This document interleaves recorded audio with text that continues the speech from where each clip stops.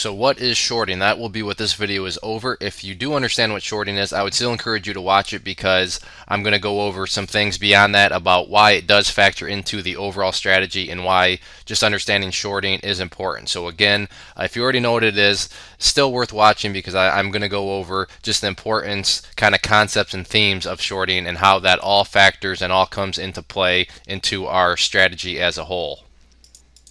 So what the heck exactly is shorting? Well, in a kind of technical term, technical definition, the selling of a security that the seller does not own, however, is being promised to be delivered.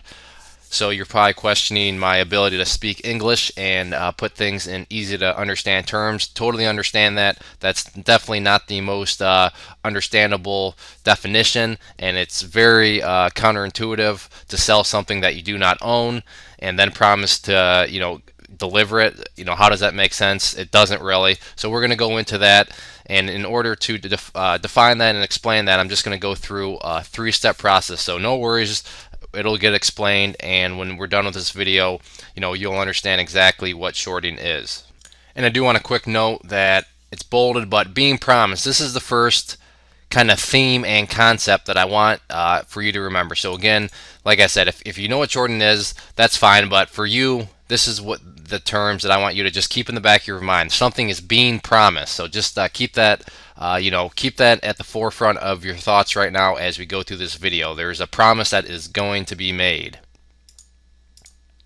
So the three-step process. The first step in the overall shorting process is a broker is going to lend, again another bolded word here, so remember, lends the trader stock to sell. And in this terminology, that is where you short. So the broker lends the trader stock to sell or short. So when a trader says, hey, I just went short, they just mean that they went to their lender, borrowed some shares, and then sold them. Now these shares that are being lent can come from the broker's own inventory. They could be borrowing them from another customer. So think about that. They're borrowing shares from another customer and then giving them to you to sell. Or they could be getting them from another firm. So think about that. Another customer or another firm, there's going to be some big promises that are made there in order to get those shares back. So just keep that in mind again. So number two step in the process is when the trader borrows, the trader then pledges to return the shares back to the lender who they borrowed from. So I want you to just think about whether maybe you've bought a house and you have a mortgage. If not, maybe you're just renting. But when you go and borrow money, the lender is going to expect that money to be paid back. So same principle here, and I try to sum this up with a picture. Here is the trader who is borrowing those shares, and when they borrow them, they are now tied in and obligated to return those shares. So keep all these themes in your mind. There's a promise being made because somebody is lending something or borrowing something from a lender, and a lender needs to get those things back, especially if it's what they're lending is not even theirs, if it's from another customer or another firm. So just that much more incentive to make sure that whoever is borrowing does indeed return the property. In this case, the property is those shares. So keep that in mind. There's lots of promises and some big obligations that are being made here that need to be fulfilled. So with all this being said, to sum up, I know I just kind of rambled on quite a bit there, but to sum up my rambling, in other words that make it pretty straightforward, the trader must buy back the shares at some point. That's the key thing. That's the key theme. They borrow them, so at some point they need to buy them back. There's no excuses because they need to get those shares back to return them to either their other customers or another firm. So that's the key kind of component there. Is no ands, ifs, buts about it. Those shares must be bought back. So that brings us to step three. When the trader does buy back the shares, that is known as a cover, and they buy them back, obviously, so they can be returned back to the lender. Now, this is where kind of the profit and losses comes in with shorting. The short trader hopes to buy back the shares cheaper than what they originally sold them for. So that's the whole thing. They want to be able to buy those shares back and return them to the lender cheaper than what they borrowed them for. Still might be confusing, but this chart helps out a lot, and this is the way shorting works. So here on this axis, the x-axis right here going across like this horizontal, we have a stock and its price. Here on the y-axis going up and down, we have profit and losses. So at some point a trader borrows shares right there from the lender. If the stock price goes up in value, then we have to go and connect it to this line right here. And what does that imply when you look over here at the profit loss? That means they lost money. So if shares go up after they've sold short, that is not good. That means that the short trader is losing money.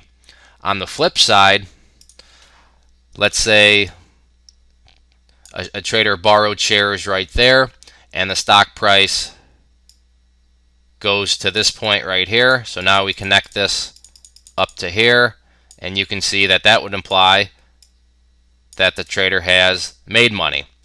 So to sum things up with this, when the stock price goes up, shorters do not like that. When the stock price goes down, shorters do like that.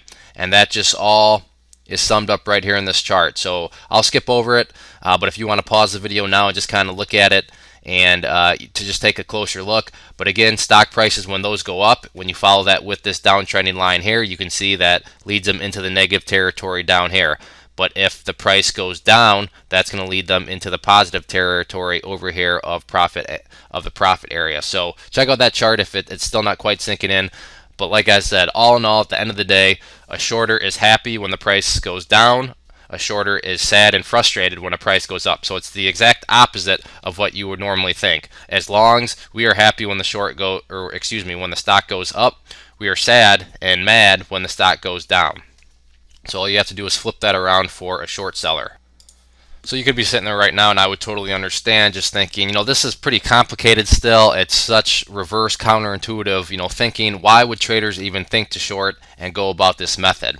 Well, let's just go over some areas where shorting could be beneficial. If a chart looks overbought and you think the price is going to go down, you could make some money. If a key level of support breaks, then again, you think the price is going to continue to go down, you could make some money. If the CEO is a total goofball who's making bad decision after bad decision, and it just leaves you scratching your head thinking, how is this guy a CEO? He's driving the company into a ground. I think the stock's going to go down. Again, you could make money by shorting the stock. It's a great hedging tool, meaning you could go long gold and then you could go short the US dollar. So, if gold goes down, then that's more than likely going to imply that the US dollar goes up. So, that would be a good hedge for you. And probably the most attractive feature of shorting is it just gives the trader more flexibility with their trading and strategies as a whole, because no matter what the direction's going of the stock or market, you can still make money. So as complicated as it may seem and just maybe sound like a waste of time, there are some big benefits for doing shorts, and shorting is just part of the market. It's all around out there, and that's what we want to see. That's what's going to help us out as longs and help us out with this strategy that we'll be talking about. So now what I want to do is just go over a couple quick examples where we can put some numbers together so you can see kind of how things occur from a numerical perspective. So let's just say that a trader borrows and sells or shorts 1,000 shares of a stock priced at $1.50. So he goes to his broker, says, hey, I want to borrow some shares so I can sell them or short them while the price is at $1.50. So the broker says, all right, here you go, here are some shares. Let's say they take these shares from another client, say here's 1,000 shares from this client, and you can go ahead and sell those, but they're going to need to be bought back. So of course that leads the trader to now enter into an obligation. So keyword there, obligation. That means they have to do something where they must buy back the shares or cover so that they can return back to the lender, and then so that the lender can return them back to their other customer. So let's say after this agreement has been made, the shares have been borrowed, share price then dropped to $1.25. And the trader says, you know what, I like that. So the trader covers their positions. That would be the lingo out in the market. That just means that they buy back the shares. So if you hear buy back the shares, more than likely you're going to hear they covered, or they're going to cover, or they cover their position. So all sorts of ways to say it, but it all means the same thing. They are just fulfilling now their end of the obligation and buying back the shares so they can return them. That's all that means. That's just a kind of a fancy way to just say all that I've been going over in terms of just buying back the shares so they can give them back and fulfill their end of the obligation. So the math behind this, the trader bought back shares 25 cents less than what they sold for. Hopefully you can see that math. if they originally borrowed them at $1.50 and now they are returning them back to the lender at $1.25. That is a 25 cents difference to the downside. So 1,000 shares, and if they made 25% or 25 cents difference, that would just be a profit of $250. Remember, shorts are happy when the price goes down. So although the agreement took place at $1.50 and now they're the end of the agreement's taking place at $1.25, that's exactly what they want to see. So that lead to a profit of $250.